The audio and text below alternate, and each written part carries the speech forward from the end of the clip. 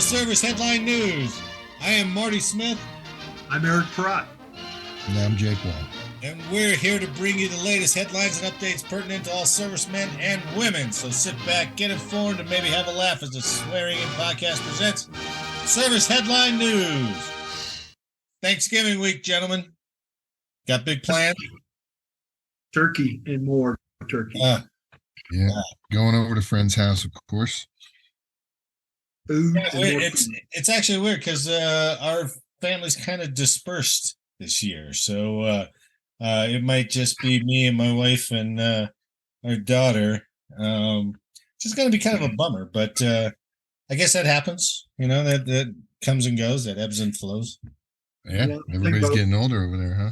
And my wife is vegan and my daughter's picky as shit. So my wife was like, "Do you want a turkey?" And I was like, "You can just get me a couple slices of turkey breast from the deli because I'm the only one who's going to be eating it." So, Marty, I'll make you a plate. All right, geez. You know, I can go without the turkey, but it's the stuffing. It's the only time of the year I really have stuffing, and I love the shit out of that. So, yeah. Eric, what happened this date in history?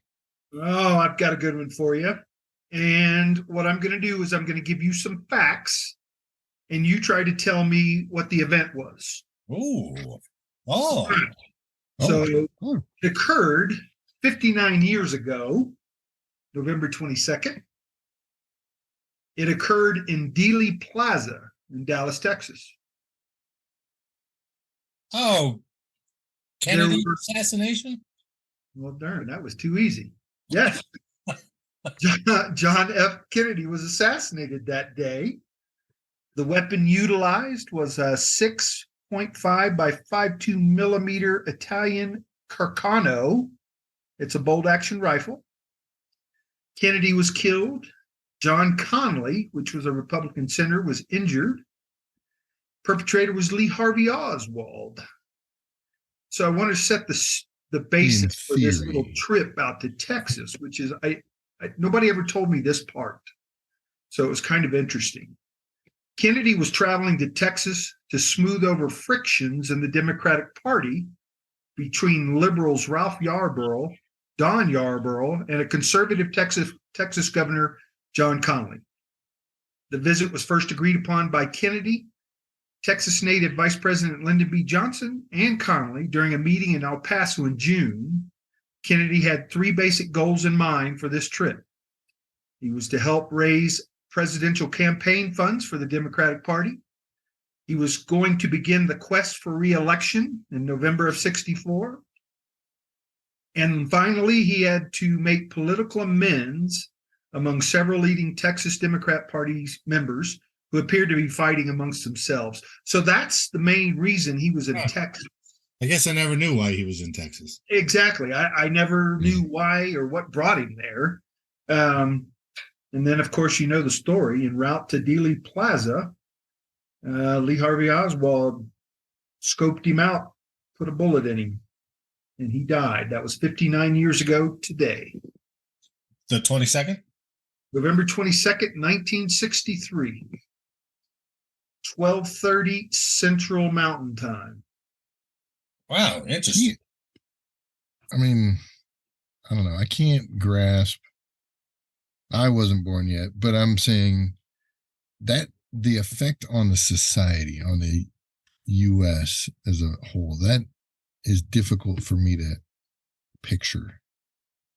Yeah. You know, like losing a sitting president.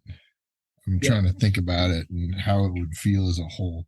It'd be, man, that would be crazy.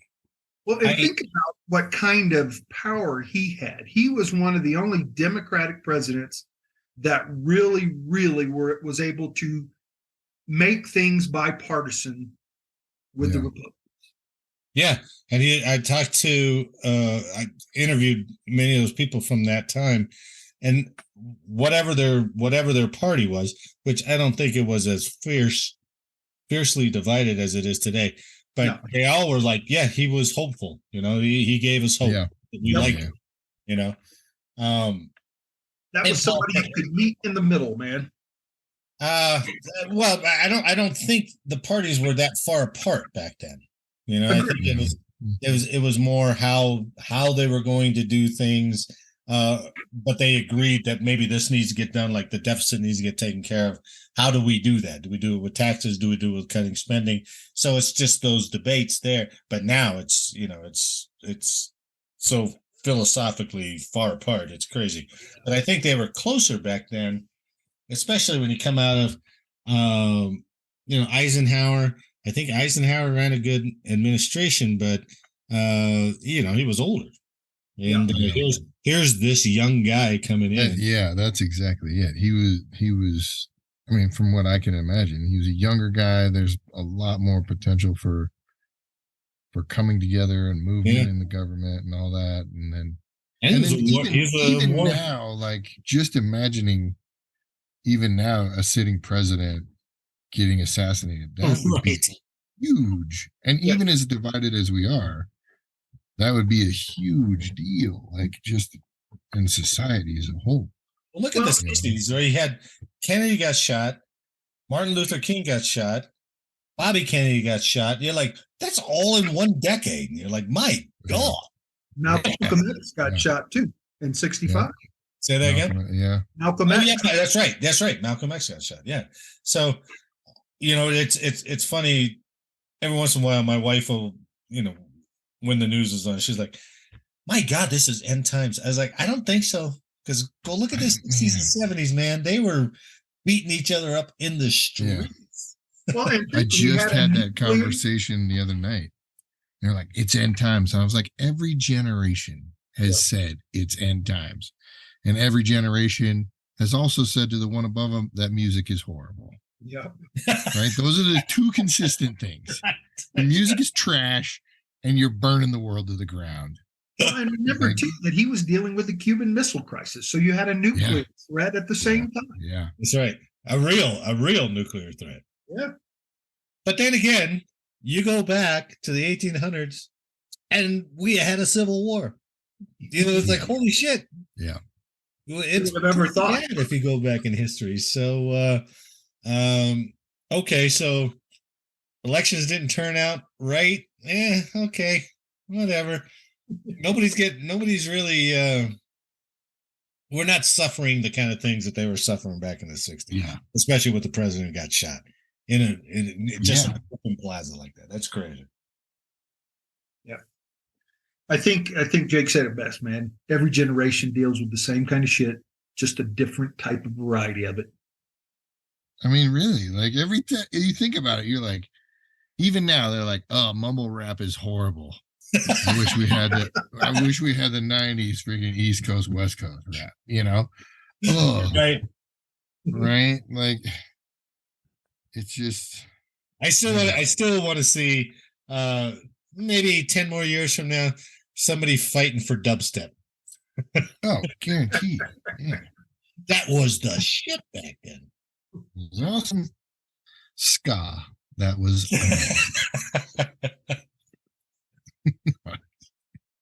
Well, tragic day, but one we'll never forget. Thanks, Eric. Good history.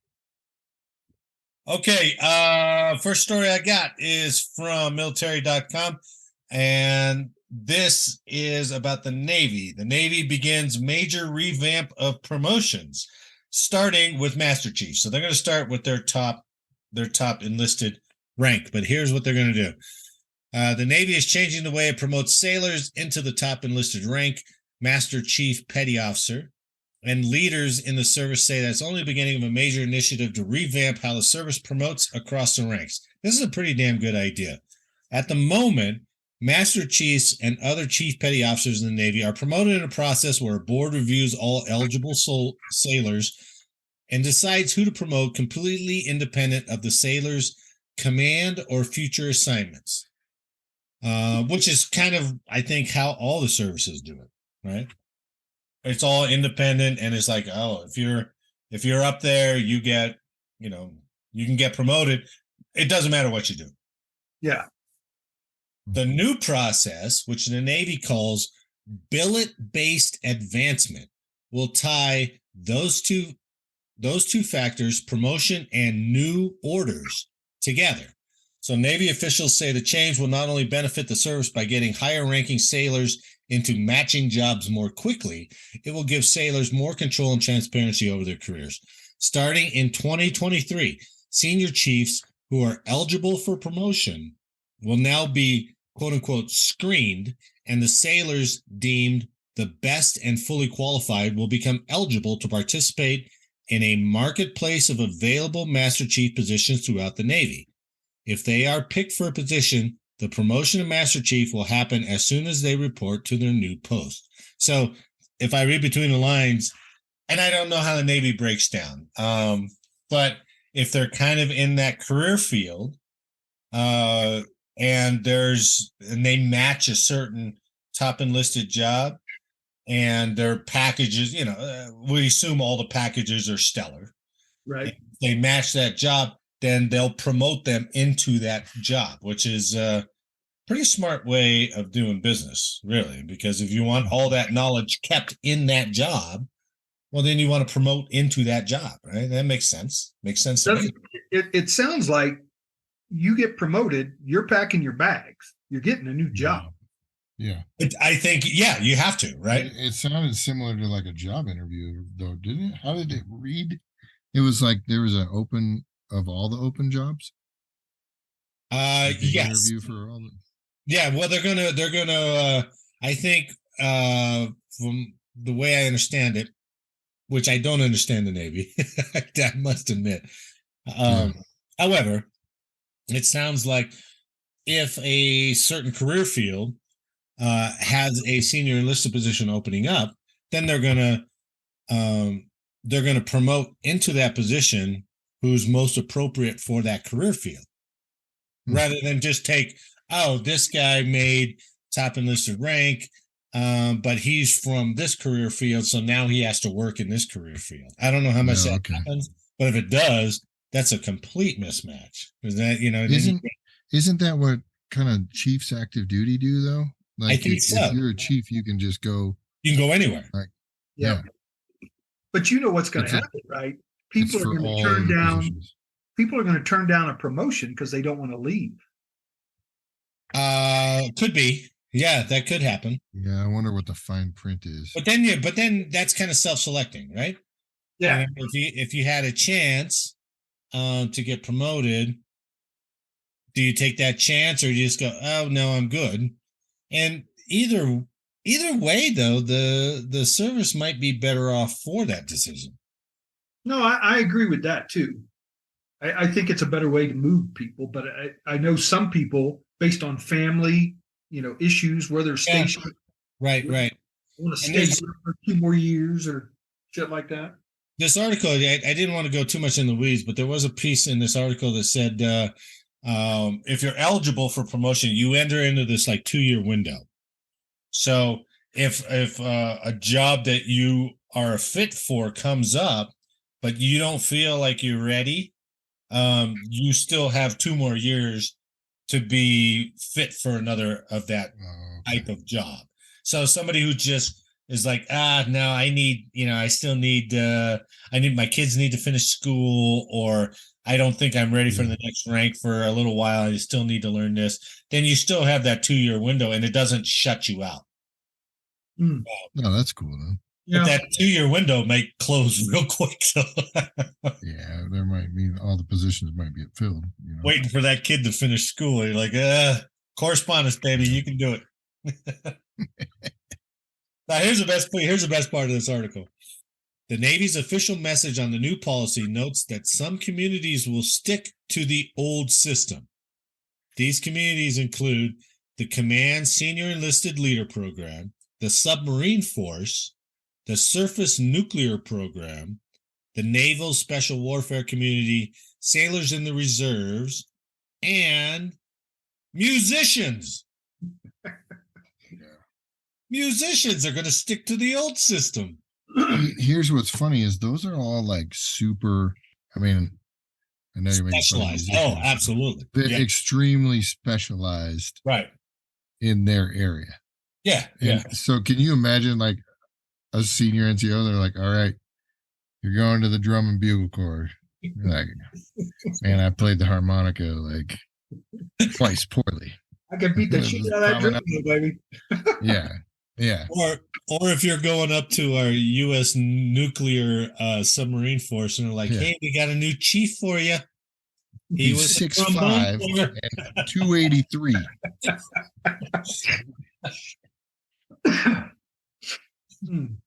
So we'll see how that works. That sounds really cool. The only thing in the Air Force that I see not similar to that, but where it could use some work is the first sergeant program. Yeah, because you go into first sergeant. I think it's considered special duty still, and you can go anywhere. Yeah. And I think when they do that, you kind of lose a little flavor of the unit that you're going to. And there's some of those little idiosyncrasies within that unit and that job that I think a first sergeant needs to know, rather than just be, I know how to run paperwork. That's what I'm here for. And it's like, it'd be nice if you knew the kind of challenges of that job a little bit better. Understand what your troops are doing, man. That would be nice if there was like a familiarization course or something like that. Or, that'd be great. Like, hey, this is, or just like you go get sent out to whatever schoolhouse they're at. You watch what they do and what they're dealing with, kind of thing at the basic training schoolhouse. Yeah. Yeah. Something like that. That would be cool, because we had, at Sivers, I felt bad for that guy. He was a cop the whole time, his whole career. And then they assigned him as first sergeant to the Space Nerd Missile Warning Squadron. And he's just like, what is going on here? They're all soft and weak. Yeah. But can you imagine that? Can you imagine the opposite happening? A space nerd who has been that his whole career. Yeah, that's a good point. And then gets thrown into knee deep into a cop squadron or a maintenance squadron. Well, yeah, he'll get eaten up. Welcome to the ship. Oh, man, that would be a rude awakening. Yeah. The ones I've usually ran into are the ones who are not necessarily from the career field. In fact, I don't really remember anybody who was from the career field who was an officially appointed first sergeant. There's always an acting first sergeant, right? Yeah. The official appointed first sergeant, but they're the rah-rah guy or the rah-rah female, and it's like, I admire your enthusiasm, but I can't power through this in a good mood. And they got to go to every ADLS graduation. They got to go through every single one of those things. Got to be visible. It's like, yeah. I'd rather you understand our problems and how maybe if we did some schedule changing, how many times have we seen a first sergeant fight with an op suit? Oh, all the time. No. That's constant, right? That's almost always constant. So, but we'll see. We'll see how the Navy thing turns out. But it sounds promising. I like how they're at least trying to think a little bit forward and try to change some dynamics there. So anything to improve that promotion system is helpful, I think. I agree. I agree. And if they're successful at this, the lower enlisted are the ones who are going to benefit from that. Absolutely. So, okay. Story number 2, Eric, you got a great plane. Yeah, man, I was amazed at this. So, and right here, Special Ops always gets the cool toys. So U.S. Special Operations Command was looking for a new aircraft to help do specific things. So they put out a bid in L3 Technologies, and an aircraft manufacturer named Air Tractor came up with SOCOM's rugged plane. Wait, it's a company called Air Tractor? Yeah. Now, L3 Harris Technologies and an aircraft manufacturer, Air Tractor, came up with this type of aircraft. And what Jake said earlier, they are the ones that developed aircraft for specific firefighting and some other specific type of missions. So L3 brought it in and came up with this thing. So the new mission for this aircraft is actually hunting and striking terrorists. So it's an armed Overwatch aircraft.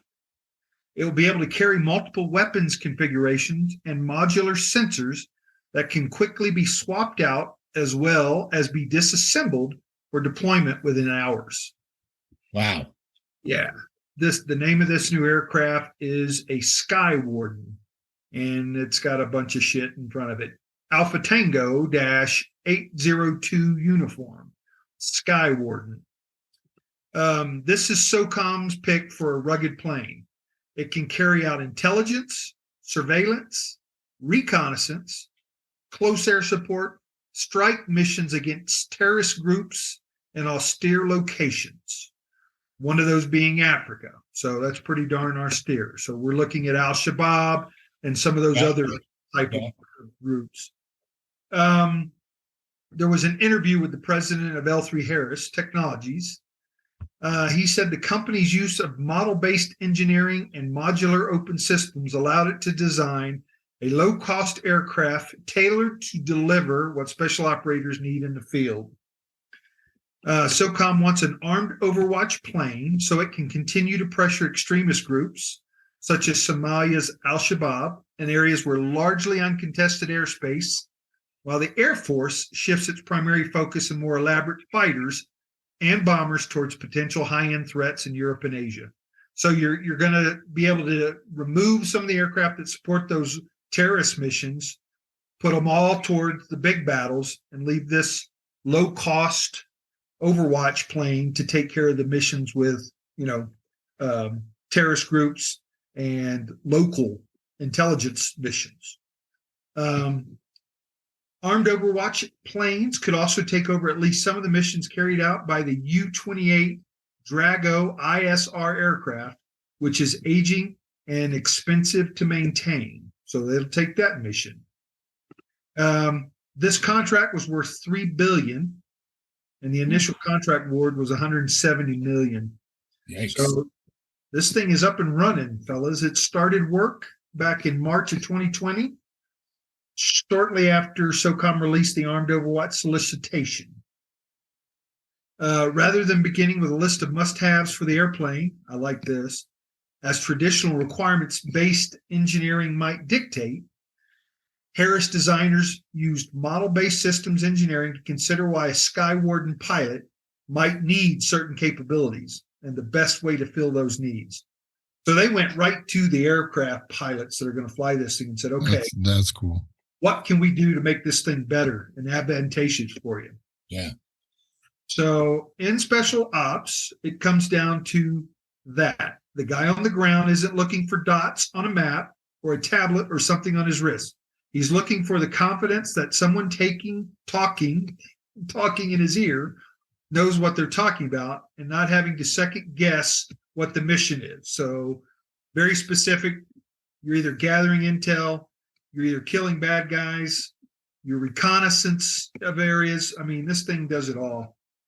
The one thing that's weird about it is that it's a single seat, right?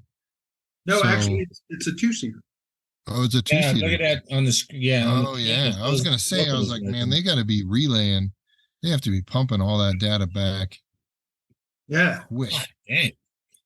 So I forgot last time I said I was going to put a link in the summary, but I'll put a link in there for this one because this thing is a single prop plane. Yeah. Right? It looks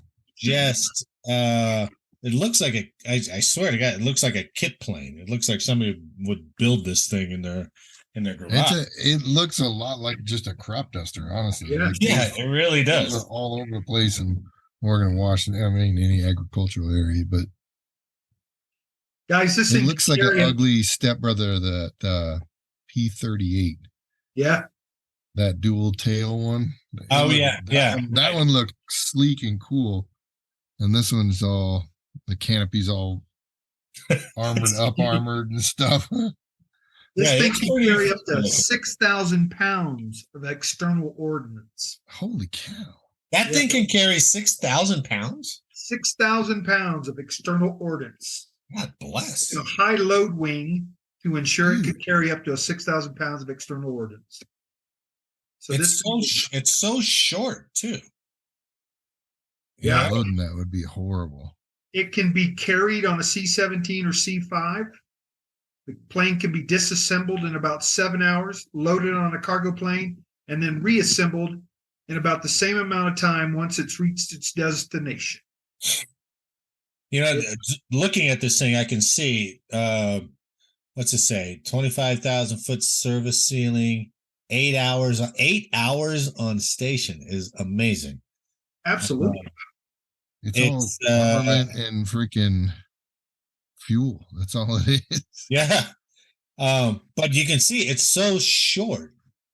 It can take, I wonder what the runway length is that it can take off from, because it's got to be short, right? Yeah. I mean, this thing can just pop up anywhere. So that's pretty neat. It doesn't talk about its capabilities on takeoff and landing. But man, it can sure carry some armament. So Sky Warden could also carry GBU-12, a paveway laser-guided bomb. L3 Harris is close to having it capable of carrying AGM-114 Hellfire missiles.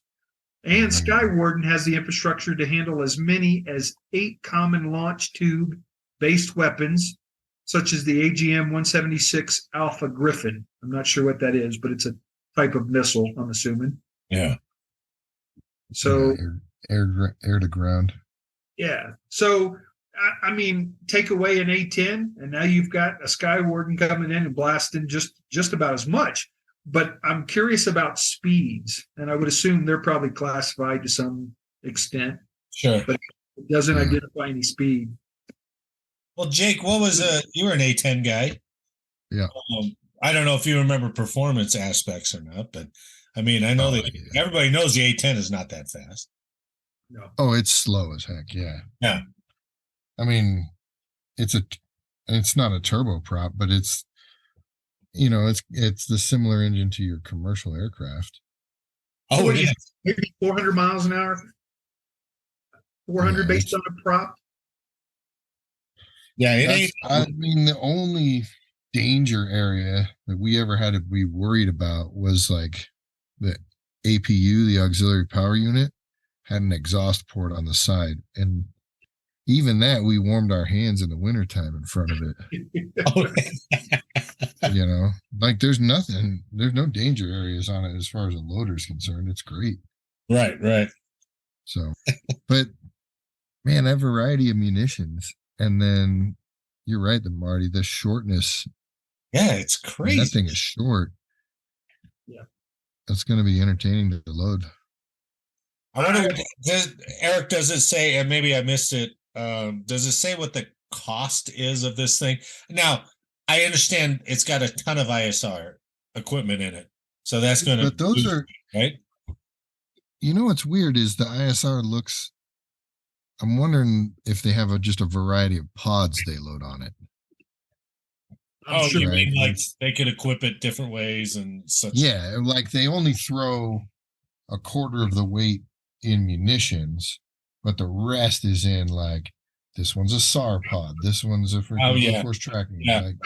And I'm sure it's based on the mission. If you're doing a recon or something like that, intelligence gathering, then maybe the weapons aren't loaded as heavily as it would be on a direct assault mission. That makes sense. Yeah, that makes sense. So, Marty, to answer your question, it was an indefinite IDIQ contract, and it was to deliver as many as 75 Sky Wardens, and will be worth up to $3 billion. And like I said, with an initial contract award of 170. So, 75 planes. But, and it seems like it's an easy plane to reproduce. Yeah.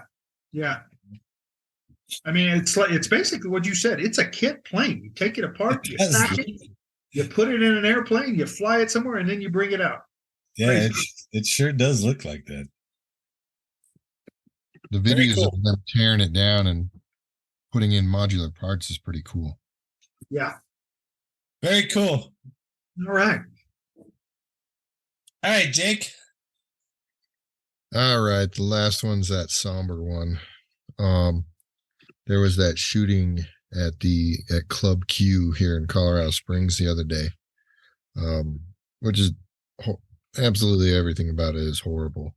But the one kind of cool thing about this is Richard Fierro, the guy that intervened. Everybody else was running away, and he was going towards the guy, moving towards the guy, supposedly. He is retired, or well, not retired, sorry. Former Army major. So, and he was field artillery officer. Yep. Field artillery officer. And you know what's weird is once I saw the picture of him, because I know I've been to him and his wife own that brewery at Trevita, and I've been to that brewery and I've talked to him before. Oh, no kidding. Yeah, just chatted. Oh yeah, oh you were in the service, cool. Me too. You know, just BSing, nothing crazy. Yeah. But yeah, him and his wife were there at the club for celebrating a friend's birthday, and then that armed gunman went in there. But he actually intervened and took the guy down. The guy was wearing plates, so he was just quoted as basically saying, "I was just looking for any kind of skin to soft attack." So he's just punching him in the back of the head as much as he could, and other people then started piling on quick. When you say plates, was he wearing actual like a body armor vest? I believe so. Yeah. Yeah, I think so. Yeah, he was wearing some sort of armor. So, and this guy saw him and ran and basically tackled him, right? Yeah, and the guy he pushed down the guy he was standing next to, but that he's like, stay down, and the guy got up and ended up getting shot. So his friend ended up getting shot because he popped back up and was running for the door. Horrible situation. Yeah. Well, so they detained the gunman, and then he was rendering first aid or helping out, and then the cops didn't have full control of the situation, so they ended up detaining him for a while because Mr. Fierro was covered in blood and easy, ridiculous situation. So, well, everybody's a bad guy for cops until the chaos is yeah, you would know that kind of. I mean, a crazy situation for everybody. And so, but it's kind of neat that he's a veteran. Yeah, of sorts. What's the name of that? How do you pronounce that brewery he runs? Atrevita. Atrevita. Yeah. I know it says it there on his sweatshirt, but I didn't know how to say it though. It's actually a good brewery. I think his wife won a competition on TV. It was like one of those British bake-off styles things, but it was a brewery competition. Oh. So she used the money from that and bought that brewery out there and started kicking that business off.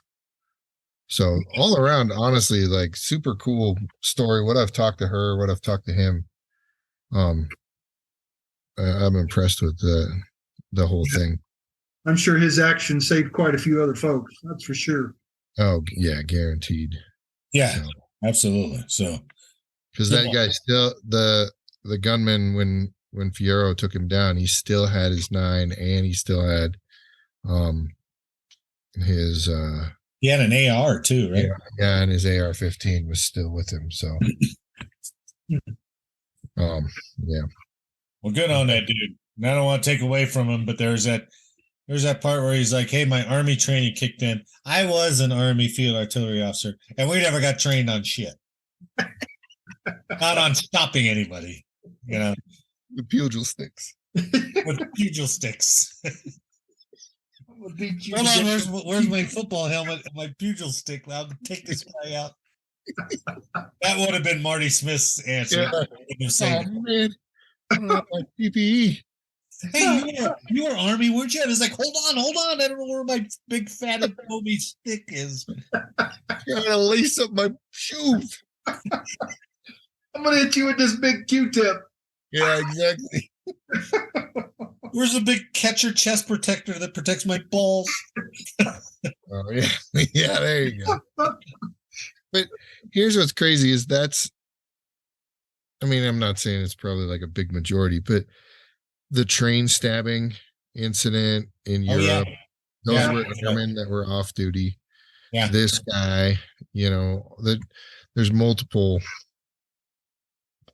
And you're right, Marty. There's multiple situations where military or former military members have intervened.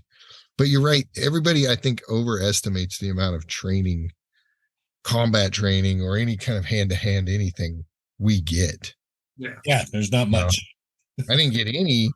And then, we used to qualify on the gun, but that was only because we were deploying. And then after I became space, I think I qualified twice after that in the 16 years. Yeah, right. No, but you watch the talking heads run with that, the civilian ones, and they're like, "Oh, he's military, he's dangerous." And I was like, "No, most of them are not dangerous." But you know what? What I think that they don't take into consideration is it's a mentality. That's exactly it. So you've been in the military, you've handled a gun, there's bad guys out there. Basic training instilled in you right from the get-go. You're here for one purpose, and that's to defend the United States. And I think that rolls over through years. Yeah, you're 100% right. And it goes back to when we were talking about the veterans running for government office. Yep. And it comes down to that. It's like, something's got to be done. I'll go do it. Even if I don't know how to go do it, I'll take the initiative. Yep. I think that's exactly what I was thinking too, Marty. That's the biggest part of your training that we get that makes a difference. Right on. Yep. I would agree. So good on Mr. Fierro. Right on. Yep. That's awesome. Well done. Thanks, Jake. That's a great way to end and get ready for Thanksgiving. I wish you all a good Thanksgiving. Oh, let me do my and we're not gonna say anything together. I've learned that already.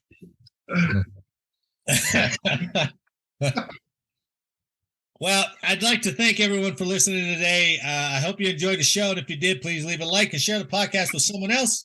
Let us know how we did in the comments, and as always, make sure to download the next episode for more service headline news. Gentlemen, have a good Thanksgiving, and we'll talk to you next week. You as well, fellas. Enjoy. Eric, always remember the A10 motto: go ugly early. How fast. Have a good holiday, gentlemen. All right, fellas. Enjoyed it. We'll talk to you soon.